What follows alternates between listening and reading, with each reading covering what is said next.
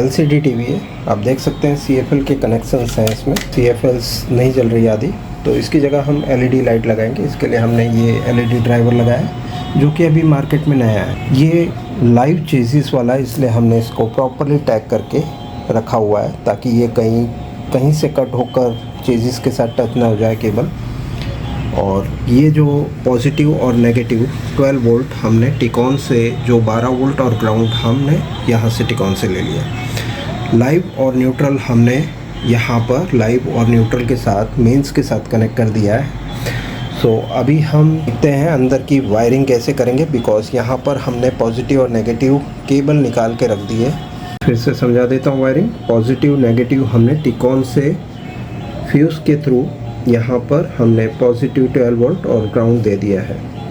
Live और neutral हमने यहाँ कनेक्ट किया है और आउटपुट कनेक्शन जो बैकलाइट का है वो यहाँ से ले लिया है। डिस्प्ले को हम सेफली निकाल के रख लेंगे बिकॉज बैकलाइट इसके नीचे है। हमें बैकलाइट का कनेक्शन जो CFL है, CFL निकाल के LED लाइट करना है इसमें।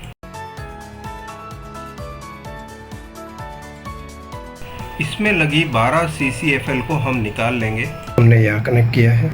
एरर पिन को हमने ग्राउंड किया है। इसमें हमने 4 सीरीज ऑफ LED लाइट्स लगा दी है।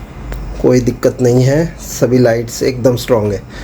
और इसके वोल्टेज चेक कर लेते हैं जो बैकलाइट ड्राइवर से आ रहे हैं। प्लस और माइनस पे हम चेक कर रहे हैं ये वोल्टेज, तो ये बता रहा है 196 वोल्ट, मतलब बहुत ही बढ़िया इसकी बैकलाइट आउटपुट स्ट्रेंथ है। जो नया ड्राइवर आया है उसमें बहुत ही बढ़िया स्ट्रॉन्ग स्ट्रेंथ है। देख लेते हैं ये किस तरह का दिखता है।